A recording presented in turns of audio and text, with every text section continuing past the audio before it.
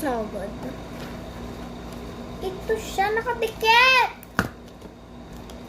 Nakadikit na si Kuomi. Gumamit. Natanggal ata siya. Natanggal.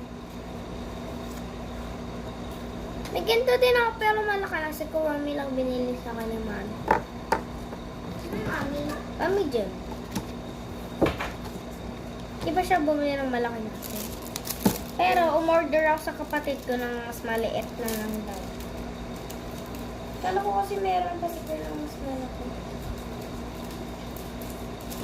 Meron ko kasi siyang melody. Pero ubus na daw. Benentengan na daw.